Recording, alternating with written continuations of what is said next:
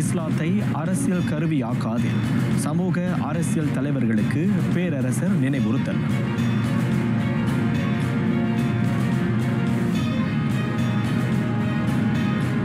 பொருளாதார அமைச்சராக Datuk Seri Amir Hamza அசிசான் நியமனம். 13ஆம் மலேசிய திட்ட உள்ளடக்க மாற்றத்தை கையாள்வார்.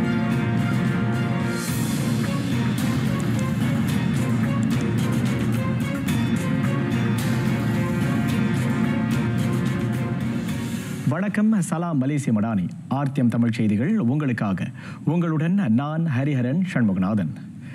தன்னலத்துக்காக இஸ்லாத்தை ஓர் அரசியல் கருவியாக பயன்படுத்த வேண்டாம். சமயத்தின் புனிதத்தையும் பாழ்படுத்த வேண்டாம். பேரரசர் சுல்தான் இப்ராஹிம் சமூக அரசியல் தலைவர்களுக்கு அவ்விரு நினைவுறுத்தல்களை கடுமையான தொனியில் வழங்கினார். தேசிய நிலையிலான மா அல் ஹிஜ்ரா கொண்டாட்டத்தில் பேரரசர் உரையாற்றினார். இஸ்லாத்தின் கோட்பாட்டின்படி அரசு நிர்வாகம் இயங்க வேண்டும். சமய சார்பின்மை, தாராளமயம் ஆகியவற்றின் அடிப்படையில் அன்று என சுல்தான் இப்ராஹிம் நினைவுறுத்தினார். தன்னலத்துக்காக இஸ்லாத்தை அரசியலாக்க கூடாது. மாறாக நாட்டின் நலனுக்காக அரசியலை இஸ்லாமியமயமாக்க வேண்டும் என அவர் அறிவுறுத்தினார். வாழ்வின் எல்லா கூறுகளையும் அடக்கியிருக்கும் முழுமையான நிறைவான சமயம் இஸ்லாம். எனவே அதனை கருவியாக கொண்டு அரசியல் நோக்கத்துக்காக அவதூறுகளையும் வெறுப்புகளையும் பரப்பி மக்களை பிளவுபடுத்தக்கூடாது. இன சமயத்தின் பெயரால் பகைமை தீயை மூட்டும் சில தரப்பினரின் போக்கு குறித்து பேரரசர் கலக்கம் தெரிவித்தார். அத்தகைய செய்கை நாட்டின் அமைதியையும் ஒருமைப்பாட்டையும் சீர்குலைக்கும் என்றும் சுல்தான் இப்ராஹிம் எச்சரித்தார். தொடர்ந்து பேசிய பேரரசர் நாட்டின் நிர்வாக உறுப்பினர்கள் முகமது நபியின் தலைமைத்துவ பண்புகளை எடுத்துக்காட்டாக கொண்டு இயங்க வேண்டும் எனவும் கேட்டுக்கொண்டார். நாட்டின் நிர்வாகத்தில் உயர்நெறி பண்புகளும் நீதியும் மாந்த நேயமும் மேலோங்கி இருக்க வேண்டும். மேம்பாடு என்பது புற தோற்றத்தில் மட்டும் கூடாது. ஒழுக்கம், ஞானம், மாந்தம் ஆகிய கூறுகளிலும் ஓங்கி இருக்க வேண்டும். உலகின் கண்களுக்கு மட்டும் வெற்றி அடைந்த நாடாக இல்லாமல் இறைவனால் ஆசீர்வதிக்கப்பட்ட நாடாகவும் மலேசியாவை உருவாக்க அனைவரும் கைகோர்க்க வேண்டும் என்றும் சுல்தான் இப்ராஹிம் அழைப்பு விடுத்தார். பொருளாதார அமைச்சரின் கடமைகளை நிறைவேற்றும் பொறுப்பு 2ஆம் நிதி அமைச்சர் டத்தோஸ்ரீ அமீர் ஹம்சா அசிசானுக்கு வழங்கப்பட்டுள்ளது. அது உடனடியாக நடப்புக்கு வருவதாக அரசாங்க தலைமை செயலாளர் தான் ஸ்ரீ ஷம்சுல் அஸ்ரி அபுபாக்கர் தெரிவித்தார். இந்த நியமனத்திற்கு பிரதமர் டத்தோஸ்ரீ அன்வார் இப்ராஹிம் முழு ஒப்புதல் அளித்துள்ளார். இதுகுறித்து கடந்த ஜூன் 25ஆம் நாள் அமைச்சரவையில் தெரிவிக்கப்பட்டதாக தான் ஸ்ரீ ஷம்சுல் தமது அறிக்கையில் குறிப்பிட்டார். ஜூலை 31ஆம் நாள் 13வது மலேசிய திட்டம் நாடாளுமன்றத்தில் தாக்கல் செய்யப்படும்.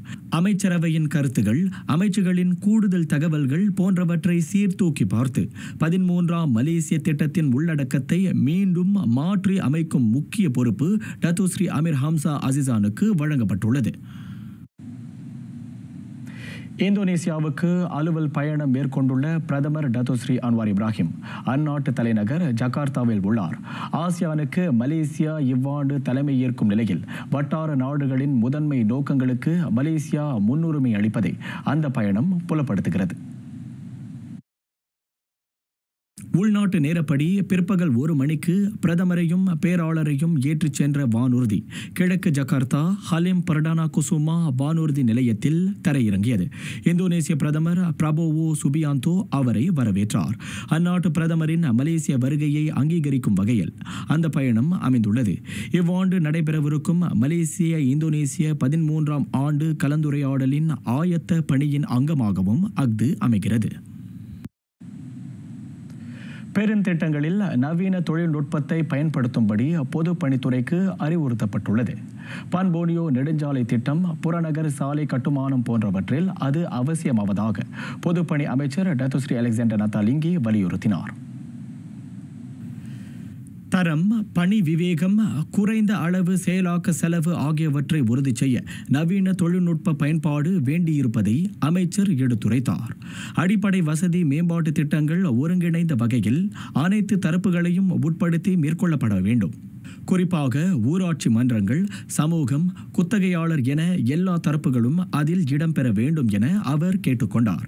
இவ்வேளையில் கூட்டரசு மாநில சாலை கட்டமைப்பை விரிவுபடுத்தும் கடப்பாட்டை பொதுப்பணி அமைச்சு கொண்டிருப்பதாகவும் டத்துஸ்ரீ அலெக்சாண்டர் நந்தா உறுதியளித்தார். உள்ளூர் தயாரிப்புகளை வாங்குவோம். இவ்வாண்டுக்கான மலேசிய பொருள்களை வாங்குவோம் இயக்கத்தின் ஸ்லோகம் அது. உள்ளூர் தயாரிப்புகளுக்கு வழங்கப்படும் ஆதரவை வலுப்படுத்தும் நோக்கில் 2025 KBBM இன்று அறிமுகம் கண்டது. உள்நாட்டு பொருளாதார வளர்ச்சியை ஊக்குவிக்கும் அதேவேளை நாட்டில் உள்ள குறு சிறு நடுத்தர தொழில் முனைவோரின் சந்தையை விரிவுபடுத்த துணை புரியும் வகையில் அந்த வியூக நடவடிக்கை எடுக்கப்பட்டுள்ளது. 2025 மலேசிய தயாரிப்பிலான பொருள்களை வாங்குவோம் இயக்கத்தின் வாயிலாக உள்ளூர் தொழில் முனைவர்களின் வணிகத்திற்கு ஆதரவளிக்கவும் அவர்களின் விற்பனைக்கு மதிப்பு கூட்டவும் இயலும். அது அவர்களின் வருமானத்தை பெருக்க பெரிதும் துணை கோலும். அதன் வாயிலாக அவர்கள் நாட்டின் பொருளாதார வளர்ச்சிக்கு பேரளவில் பங்களிக்க முடியும். மேலும் இறக்குமதி பொருள்களை சார்ந்திருக்கும் நமது போக்கையும் அதன் வழி களைய இயலும் என்ற நம்பிக்கையை உள்நாட்டு வர்த்தக வாழ்க்கை செலவின அமைச்சர் டத்தோ அர்மீசான் முகமது அலி வெளிப்படுத்தினார்.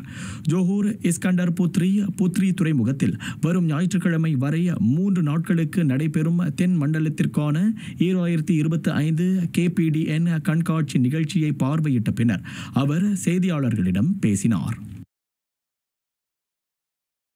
இவ்வேளையில் கடந்த ஆண்டு நாட்டின் விநியோக வர்த்தக மதிப்பு 5.5 விழுக்காடு, அதாவது 1,70,000 கோடி ரிங்கிட் உயர்ந்துள்ளது.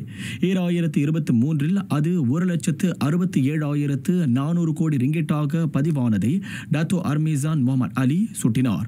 குறிப்பாக துணை துறைகளான மொத்த மற்றும் சில்லறை வியாபார துறைகள் கண்டிருக்கும் ஆக்ககர வளர்ச்சியை அது புலப்படுத்துகிறது.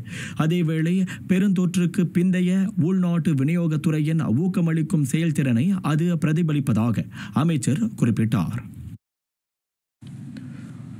சைபஜயாவில் உள்ள அடுக்ககத்தில் பல்கலைக்கழக மாணவி கொலை செய்யப்பட்ட விவகாரம் புலனாய்வுக்காக 7 நாள்களுக்கு தடுப்பு காவலில் வைக்கப்பட்டதை செப்பாங் மாவட்ட போலீஸ் தலைவர் ACP நூர் ஹிசாம் பஹாமன் உறுதி செய்தார். தடுத்து வைக்கப்பட்ட 3வரில் பெண்டிர் 2வரும் அடங்குவர். தடுப்பு காவலில் வைக்கும் உத்தரவை பெற அவர்கள் இன்று காலை ஸ்லாங்கூர் செப்பாங் செஷன் நீதிமன்றத்திற்கு கொண்டு செல்லப்பட்டனர். 19 20 வயதுக்கு உட்பட்ட அம்மூவரும் போலீஸ் புகார் கிடைத்த 48 மணி நேரத்திற்குள் ஜோஹூர் பாருவிலும் நகரி சிம்பிலானிலும் கைது செய்யப்பட்டனர். கடந்த செவ்வாய்க்கிழமை சைபஜயாவில் உள்ள அடுக்ககத்தில் 20 வயது பல்கலைக்கழக மாணவி இறந்த நிலையில் கண்டெடுக்கப்பட்டார். தலையில் ஏற்பட்ட பலத்த காயத்தின் காரணமாக அந்த மாணவி உயிரிழந்தார் என தொடக்க புலனாய்வில் தெரிய வந்ததாக ACP நூர் ஹிசாம் கூறினார். தெலங்கானா பசோட் MRSM மாரா அறிவியல் இளநிலை கல்லூரியில் படிவம் 2 பயிலும் மாணவன் மூத்த மாணவர்களால் பகடிவதைக்கு இலக்கான சம்பவம். அந்த குற்ற செயலில் தொடர்புடையதாக ஐயுறப்படும் மாணவர் 5 இன்று தொடங்கி 3 நாட்கள் விசாரணைக்காக தடுத்து வைக்கப்பட்டுள்ளனர். குற்றவியல் சட்டம் பிரிவு 147 கீழ் அவர்கள் 5வரும் விசாரிக்கப்படுகின்றனர். கடந்த செவ்வாய்க்கிழமை இரவு 11:30 மணிக்கு அந்த 3ஆம் படிவ மாணாக்கர் 2ஆம் படிவ மாணவனை பகடிவதை செய்ததாக அறியப்படுகிறது. அந்த மாணவனின் வயிற்றில் குத்தியும் முகத்தில் அறைந்தும் அவர்கள் காயத்தை விளைவித்தது கண்டறியப்பட்டுள்ளது. அதனால் அந்த மாணவனின் வயிற்று பகுதி, விலா எலும்புகள் மற்றும் முதுகில் காயம் ஏற்பட்டுள்ளன. மேலும் பாதிக்கப்பட்ட மாணவனை அரைக்காலில் மண்டியிடச் செய்து அவரது தலையில் காலணியை வைத்து 40 நிமிடங்களுக்கு அப்படியே நிற்க வைத்து பகடிவதை செய்தது தொடக்க கட்ட புலனாய்வில் தெரிய வந்துள்ளதாக பசோட் மாவட்ட போலீஸ் தலைவர் சூப்பரிண்டென்டன்ட் அசாமுதீன் அஹ்மத் அபு தெரிவித்தார். பகடிவதை குறித்து தகவல் கிட்டியவுடன் பள்ளி உறைவிட பாதுகாவலர் பெற்றோருக்கு தொடர்பு கொண்டு சம்பந்தப்பட்ட சிறுவனுக்கு உடனடியாக சிகிச்சை அளிக்குமாறு கேட்டுக்கொண்டார். அறிமுகம் கண்டது மலேசிய தொழில்முறை கடன் வசூல் நிறுவனங்கள் சங்கம் APDCAM. நாட்டில் இயங்கும் கடன் வசூல் நிறுவனங்களை ஒரு குடையின் கீழ் கொண்டு வருவதுடன் தொடர்புடைய நிறுவனங்கள் மீதான தப்பெண்ணத்தை துடைத்தொழிக்கும் நோக்கத்தையும் இந்த சங்கம் கொண்டுள்ளதாக அதன் துணைத் தலைவர் அன்பானந்தன் தெரிவித்தார். நாட்டில் உள்ள கடன் வசூலிப்பு நிறுவனங்களின் தொழில் தர நிலையை உயர்த்தி நம்பிக்கையும் நெறியும் கொண்ட நடைமுறைகளை உருவாக்குவதும் APDCAM-இன் முதன்மை நோக்கம். ஒருவரிடமிருந்து கடனை வசூலிப்பது மட்டுமின்றி அதில் சிக்கி தவிப்போருக்கு அறிவுரைகளை வழங்கி கடனிலிருந்து அவர் விடுபட தோள் கொடுப்பது இத்தகைய நிறுவனங்களின் தலையாய கடமை. ஓகே, இன்றைக்கு வரைக்கும் ஒரு 40 பேர்கிட்ட ரெஜிஸ்டர் பண்ணிட்டாங்க. இந்த இண்டஸ்ட்ரியில் பார்த்தீங்கன்னா 3-4 செக்டர்ஸ் இருக்குது. மொதல் செக்டர்ஸ் தான் ரொம்ப முக்கியமான செக்டர். அது வந்து வங்கியில் கடை வாங்கியிருக்கிறவங்க, அது வந்து பேங்க்கு. ஸோ இதில் பார்த்தீங்கன்னா பேங்க்கில் வந்து ஒரு 35லேருந்து 40 பேர் தான் இருக்காங்க. அதை தவிர கார்ப்பரேட் செக்டர்ஸ் வரும். கார்ப்பரேட் செக்டர்ஸில் நீங்கள் பார்த்தீங்கன்னா கன்சியூமரில் வந்து லாஜிஸ்டிக் இருக்கும், டெலிகம்யூனிகேஷன் இருக்கும், இவங்க எல்லாத்துக்கும் கடன் இருக்கும். ஸோ இவங்க 2வது செக்டர். அதுக்கு அங்கிட்டு 3வது செக்டர் வந்து இந்த சின்ன சின்ன கடன் கொடுக்குறவங்க, இந்த மாதிரி என்ன சொல்லுவாங்க, இந்த மோட்டார் பைக் கடன், அப்புறம் இந்த பாய் நாவ் பே லேட்டர், இந்த மாதிரி கடனுங்க, இந்த மாதிரி சின்ன சின்ன கடன் எடுக்கிறவங்க 1000 வழி 1000 கடத்தை கட்டாமல் இருக்குது, இவங்க எல்லாத்தையும் அடுத்த கடன். ஸோ அதெல்லாம் நாங்களும் ஸ்டேஜ் பை ஸ்டேஜாக தான் மூவ் பண்ணுறோம். அதெல்லாம் அடுத்த ஸ்டேஜ் வந்து நம்ம ஓப்பன் பண்ணுவோம். நாங்கள் கூட அவங்களுக்கு வெளிப்பு கொடுத்து முக்கால்வாசி பேரை நம்ம மெம்பராக ஆக்கிடும். வந்து நம்மளை பார்த்தோன்னே கடன் கலெக்ட் பண்ண போகிறீங்களா, பிரச்சனையா? நாங்கள் யாருமே பார்த்து யாருக்கும் இது வரைக்கும் பிரச்சனையை கொடுக்க மாட்டோம். நம்ம என்ன சொல்கிறோன்னா, பேங்கில் நீங்கள் கடன் எடுத்திருக்கீங்க, இல்லை வேறு வங்கியில் நீங்கள் கடன் எடுத்திருக்கீங்க, ஏன்னா நீங்கள் வந்து ஒரு சொல்யூஷன் தான் கொடுக்குறீங்க. அதுதான் ரொம்ப பேருக்கு விளங்க மாட்டுது. நம்ம யாரையுமே கத்தி போயிட்டு அது ஒரு பிரச்சனையை கொடுத்து கலெக்ஷன் பண்ணுறோன்னு அப்படின்லாம் இல்லை.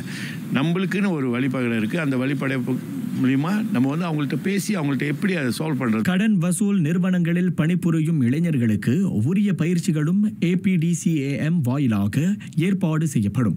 இதன் வழி தொடர்புடைய துறையில் வேலை வாய்ப்புகளையும் அதிகரிக்க முடியும் என துறை சார்ந்தோர் தெரிவித்தனர். இப்போ வந்து 2025 30 years ஆச்சு.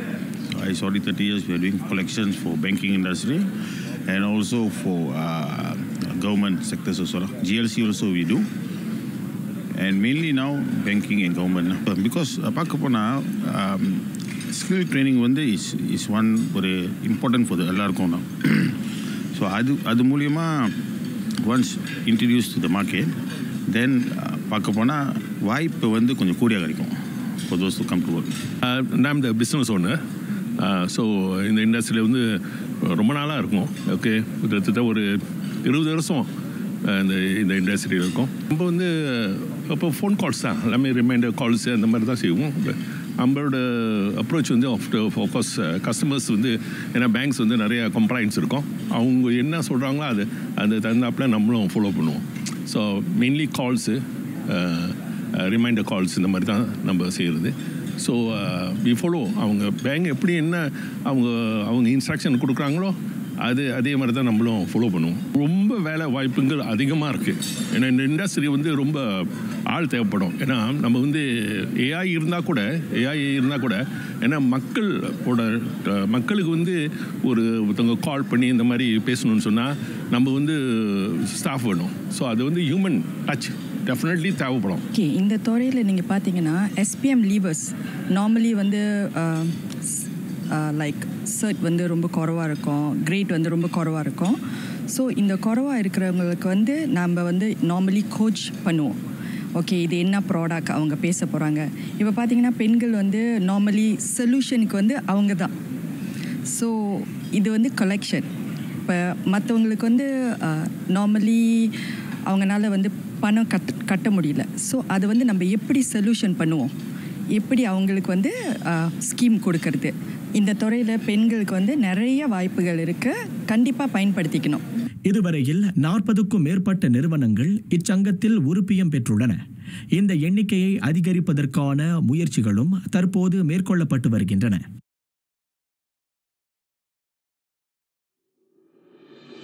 நண்பா, இந்திய இளைஞருக்கான தேசிய பேரவா திட்டம் அரசாங்கத்துக்கும் இந்திய சமுதாயத்துக்கும் இடையிலான தொடர்பு கட்டமைப்பை விரிவுபடுத்துகிறது. நண்பா, சுய மேம்பாடு, மின்திறன் ஆற்றல், அரசு கொள்கைகள் மீதான புரிதலை வழங்குகிறது. நண்பா, மடானி அரசு இந்திய இளைஞர்களுக்கு முன்வைக்கும் வாய்ப்புகள், முன்னெடுப்புகளை விவரிக்கிறது. நண்பா, கேளிக்கை அம்சங்களுடன் ஆக்ககர கூறுகளும் அமைந்திருக்கும் திட்டம். நண்பா, Lembah Pantai IWK eco park மர்பாவ் மண்டபத்தில் ஜூன் 28ஆம் நாள் அறிமுகம் காண்கிறது. நண்பா, அழைக்கிறார் தொடர்பு அமைச்சர் டத்தோ ஃபமி ஃபடேல். அனைவரும் திரண்டு வருக.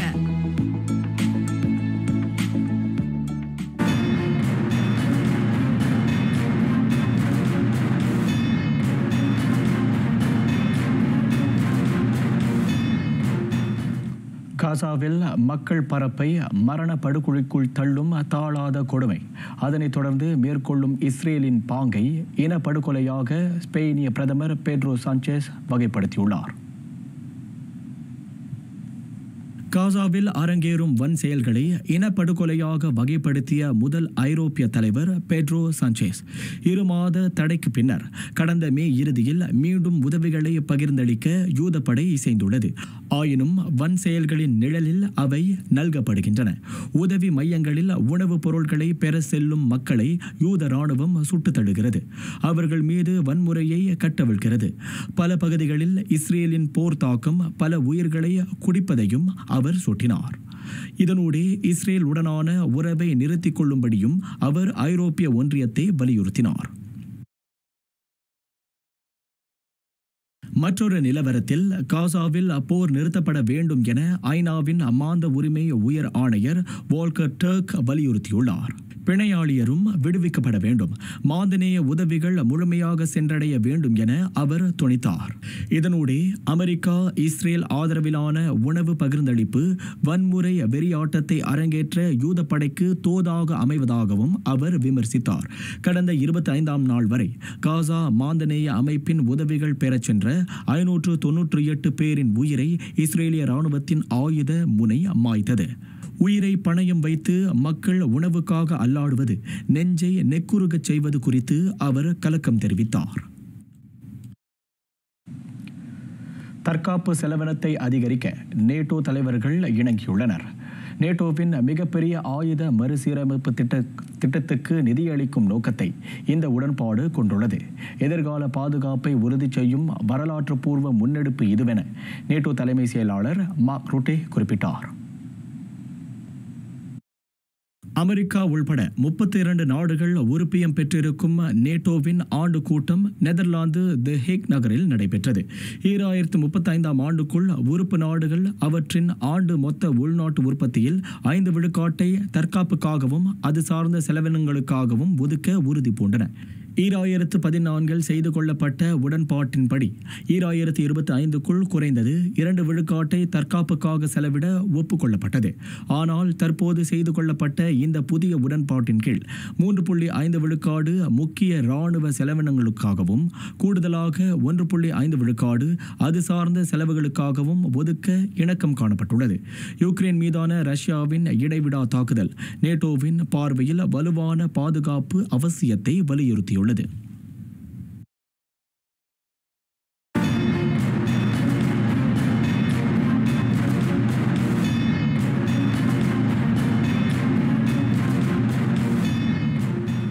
இந்திய இளைஞர்களிடையே நிலவும் சமூக சிக்கல்கள், அவற்றை களைய பாரம்பரிய கலைகள் வழிகோலும். உடலுக்கும் மனத்துக்கும் ஒருங்கே உரமூட்டி பேணும் தமிழர் போர் தற்காப்பு கலையான சிலம்பம் அதில் முதன்மை இடம் வகிக்கிறது.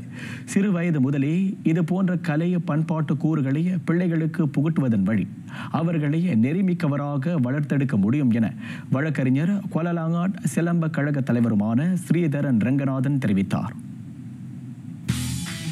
சிலம்பம், வர்மம், அடிமுறை, குத்துவரிசை, எடுத்தெறி, களரிப்பயிற்று, ஆயுத விளையாட்டு, சைலாத்து, மற்போர் என பல வகையான தற்காப்பு முறைகள் தமிழரிடம் உள்ளன. அவற்றுள் அடிவரிசை, பிடிவரிசை, குத்துவரிசை, எத்துவரிசை, தோது வரிசை, சுவடுகள் தொடங்கி முழங்கம்பு, செடிக்குச்சி, வாள், கேடயம், கத்தி, சுருள் கத்தி, வேல், மடு எனும் மான் கொம்பு, கோடரி போன்ற ஆயுத விளையாட்டுகளையும் அடக்கிய போர்க்கலையானது சிலம்பம். ஓகமும் அதன் அங்கமே.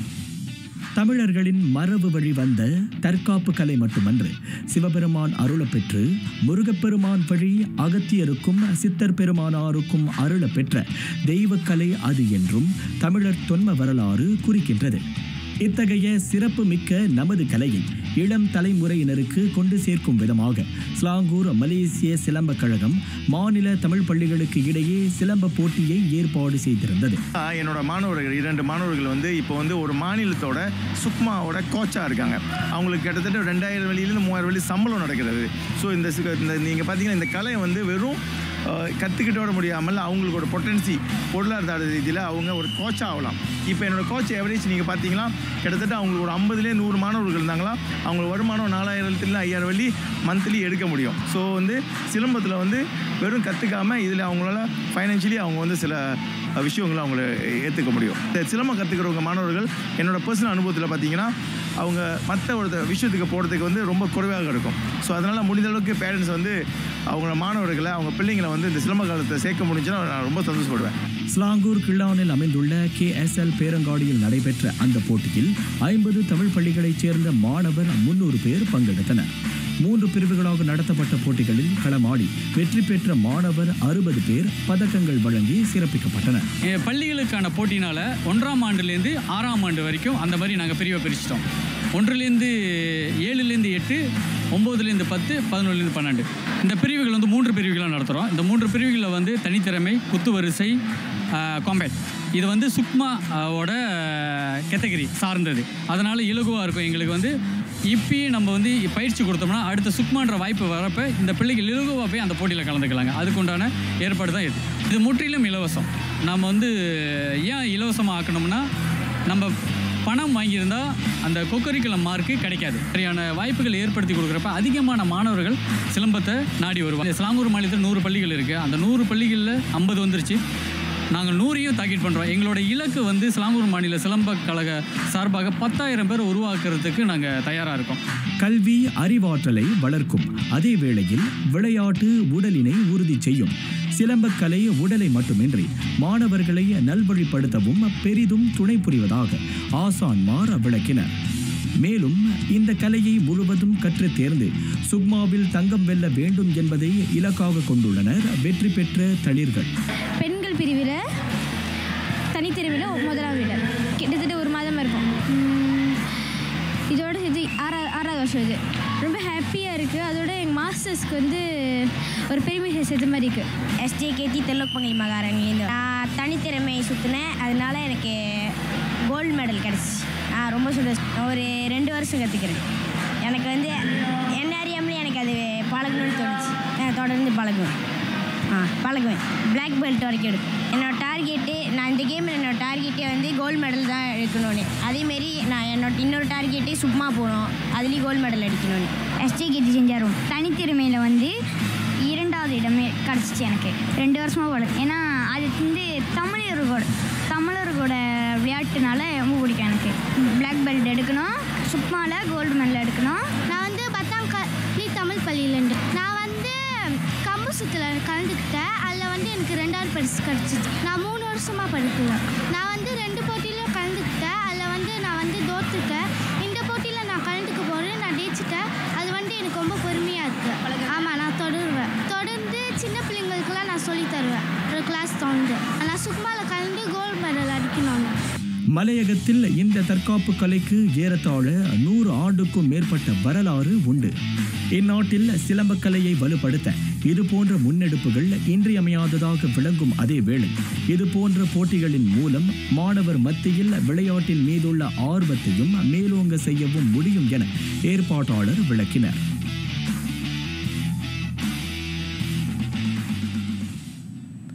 புகழ்பெற்ற காற்பந்து வீரர் கிறிஸ்டியானோ ரொனால்டோவின் அல் நசர் அணியுடனான ஒப்பந்தம் 2 ஆண்டுகளுக்கு நீட்டிக்கப்பட்டுள்ளது.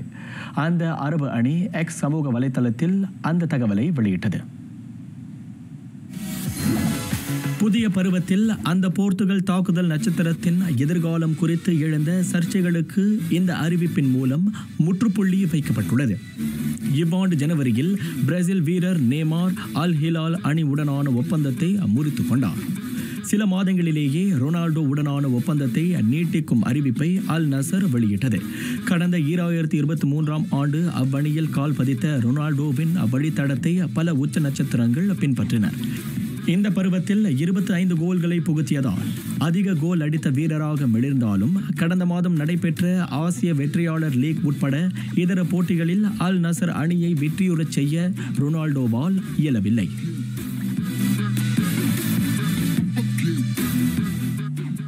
உலகக்கிண்ண காற்பந்து போட்டி நிலவரங்கள். யுவென்டஸை 5-2 என வீழ்த்தி ஜி குழுவில் முதலிடத்தை தக்க வைத்துக் கொண்டது மான்செஸ்டர் சிட்டி. செரி ஆ அணியான யுவென்டஸின் பலவீனங்களை த சிட்டிசன்ஸ் தனக்கு சாதகமாக பயன்படுத்திக் கொண்டது. இரு அணிகளும் படுதோல்வி அடையும் நிலைக்கு தள்ளப்பட்டாலும் 3 ஆட்டங்களில் வெற்றி பெற்று சிட்டி தனது வெற்றியை தக்க வைத்துக் கொண்டது. பெப் குவார்டியோலா தலைமையிலான சிட்டி இறுதி 16 அணிகளுக்கு இடையிலான சுற்றில் H அணி வெற்றியாளரை எதிர்கொள்ளவிருக்கும் யுவென்டஸை விட 3 புள்ளிகள் முன்னிலையில் உள்ளது.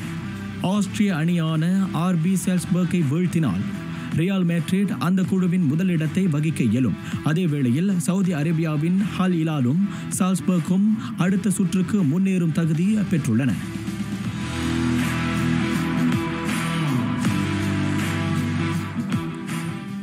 ஜெர்மனி பெட் ஹாம்பர்க்கில் நடைபெறும் கிராஸ்காட் டென்னிஸ் போட்டி. அந்த போட்டியில் வெற்றி கனியை எட்டி பறிக்கும் ஈகா ஸ்வான்டெக்கின் கனா வெகு தூரம் இல்லை. 5 முறை கிராண்ட் ஸ்லாம் வெற்றியாளரான ஸ்வான்டெக் போட்டியின் காலிறுதியில் எகாதெரினா அலெக்சாண்ட்ரோவாவை 6-4, 7-6 என நேரடி செட்களில் வீழ்த்தினார். கிராண்ட் ஸ்லாமின் 4 மாபெரும் போட்டிகளில் கிராஸ்காட் டென்னிஸ் போட்டியும் 1. அதன் காலிறுதியில் ஈகா ஸ்வான்டெக் 2வது முறையாக களம் காண்கிறார். 2020, 2022, 2024 பிரெஞ்சு பொது டென்னிஸ், 2022 அமெரிக்க பொது டென்னிஸ் போட்டிகளில் வாகை சூடிய அந்த போலந்து நட்சத்திரம் இப்பருவத்தில் முதன்முறையாக பச்சை புல்லில் களமாடுகிறார். வரும் திங்கட்கிழமை விம்பிள்டன் ஆரம்பமாக உள்ள நிலையில் 3 வாரங்களுக்கு முன் நடைபெற்ற ரோலன் கேரோஸ் போட்டியில் ஸ்வான்டெக் 4 முறை தோற்கடிக்கப்பட்டார். 2023 விம்பிள்டன் டென்னிஸ் போட்டியில் அவர் 8ஆம் இடத்தை பிடித்தார் என்பது குறிப்பிடத்தக்கது. இந்நிலையில் கடந்த ஆண்டு விம்பிள்டனின் இறுதிச் சுற்றுக்கு முன்னேறிய இத்தாலியின் பவுலினிக்கும் ஸ்வான்டெக்குக்கும் இடையே இப்பருவத்தில் கடுமையான போட்டி நிலவுகிறது.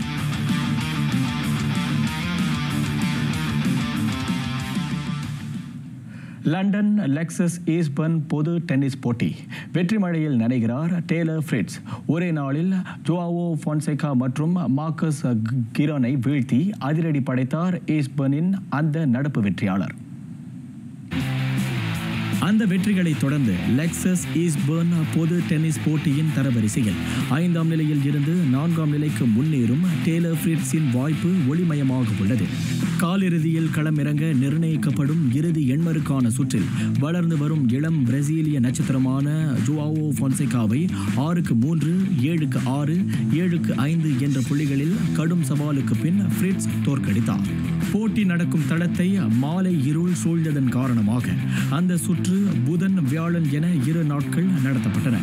இம்மாத தொடக்கத்தில் ஜெர்மனி ஸ்டுட்கார்ட்டில் நடைபெற்ற கிராஸ்காட் டென்னிஸ் போட்டியில் வாகை சூடியவரான 27 வயது ஃப்ரிட்ஸ் ஃபான்சேகாவை வென்ற அதே நாளில் காலிறுதியில் சக அமெரிக்க நட்சத்திரம் கிரோனை 7-5, 4-6, 7-5 என்ற கடும் போட்டிக்கு பின் வீழ்த்தினார்.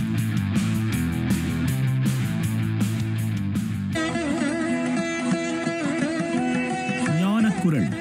நாபியகத்தே நலனுற நோக்கிடில் சாவது மில்லை யுடம்பு. அடிவயிற்றில் இருக்கும் குண்டலினி சக்தியை ஒருநிலைப்படுத்தி தியானம் செய்வதன் வழி சிவத்தை உணர முடியும். அந்த ஆற்றலை மேலெழுப்பி சிரசில் தரிசித்தால் நம்மை பீடித்த பிறவி பிணி விலகும் என ஆன்ம சூக்குமம் விளம்புகிறார் அவ்வை. நிறைவடைகின்றன ஆர்த்தியம் தமிழ் செய்திகள். எங்களோடு இணைந்ததற்கு நன்றி.